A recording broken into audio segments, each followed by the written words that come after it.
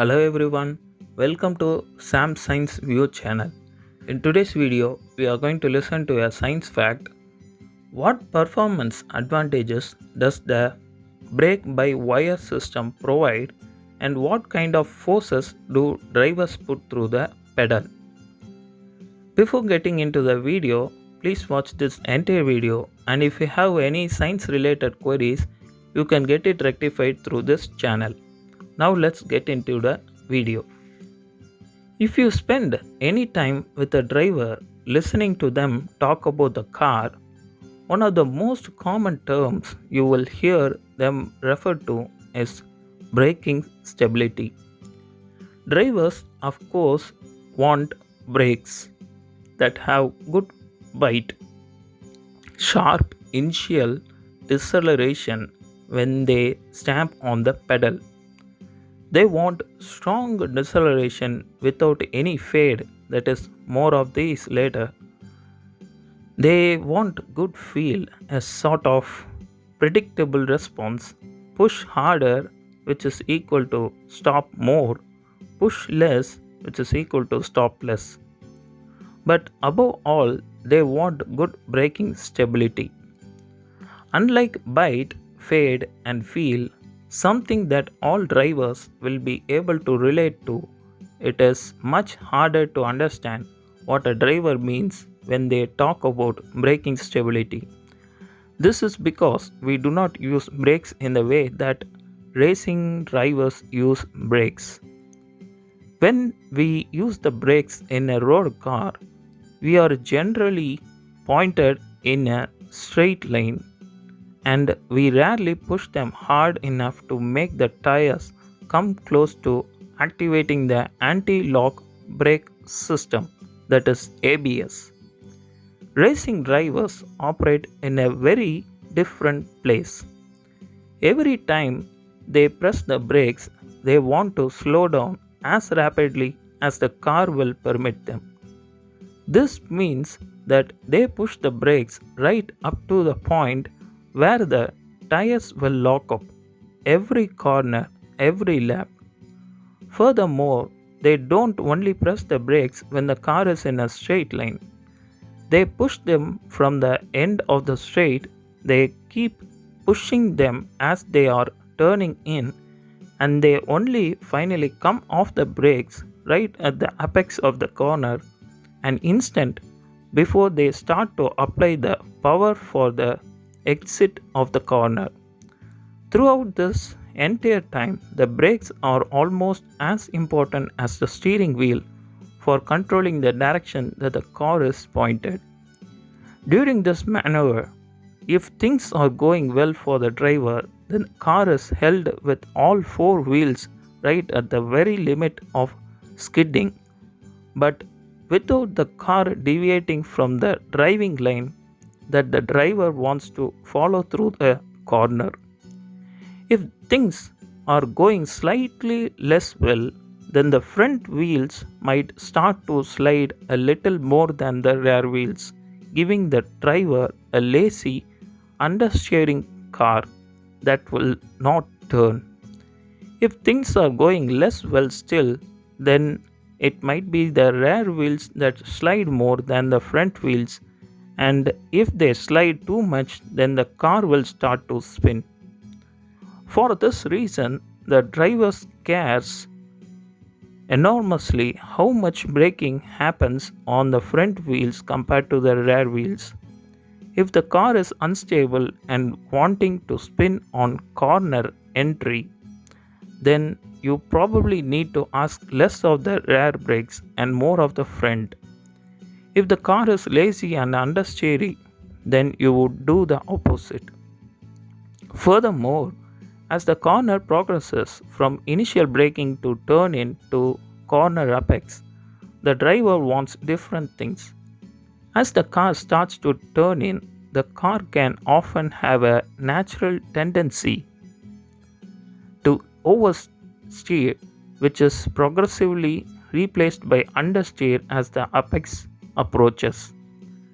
This tendency can be counteracted to some extent by a clever braking system, which would ask less of the rear brakes on turn in to stabilize the car, and then ask progressively more of the rear brakes compared to the front as the apex approaches. This clever process is called brake migration, a dynamic change of the brake balance as a function of the brake pressure. It is this cleverness that the brake by wire system provides.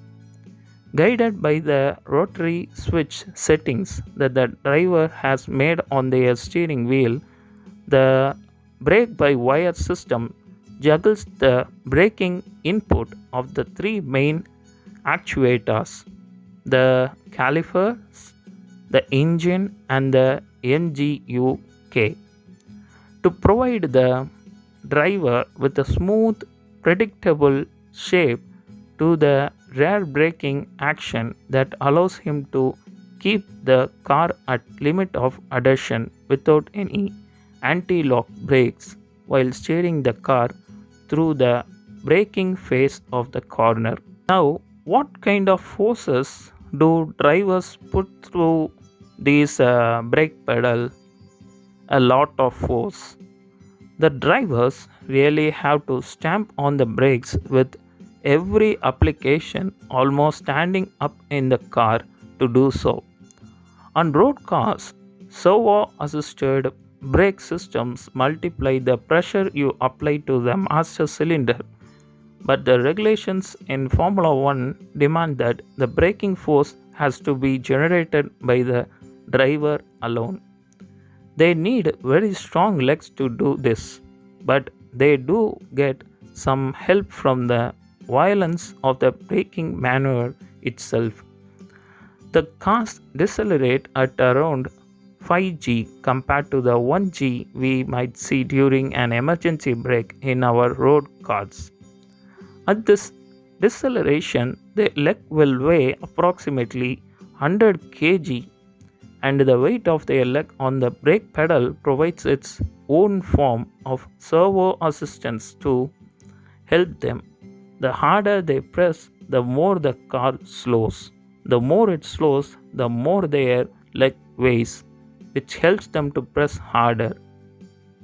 What is remarkable is that in the midst of all this, while pressing the pedal with well over 100 kg of force, the driver is required to modulate his effort on the pedal with all the delicacy of a concert pianist in order to coax the car through the corner at the very limit of what the tires will permit.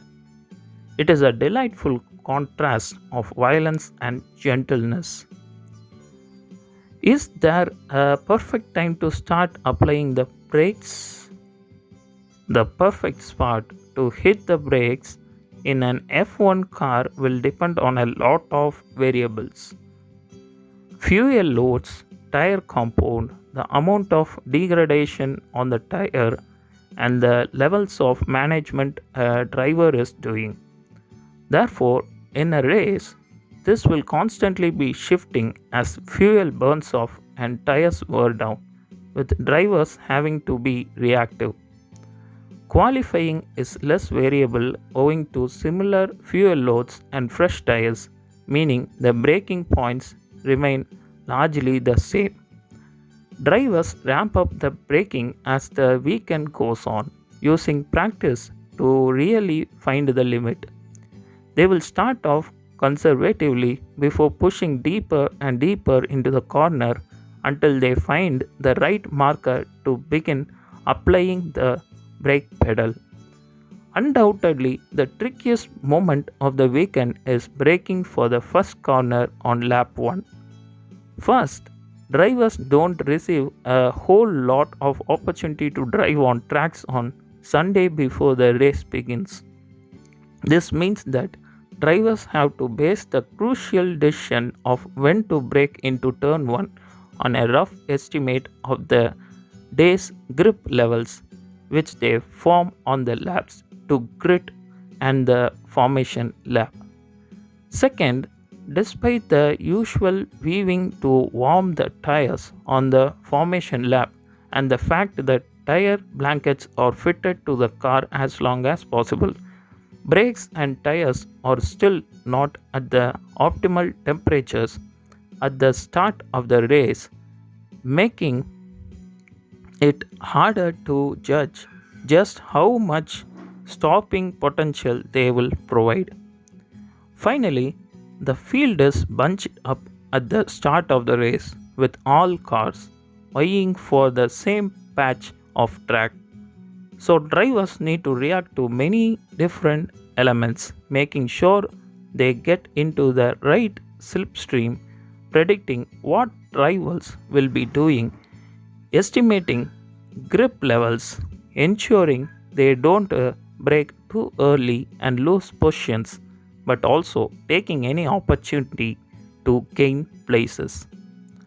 So, this is all about the Formula One cars, how the braking system by wire is working, and which occasion they start braking. It's a very tedious process, and we have learnt about it in a brief manner. So, if you have any science related doubts, you can get it clarified through this Science Fact Treasury series. We will meet in the next video with the next Science Fact Treasury series. Until then, it's goodbye from Sam.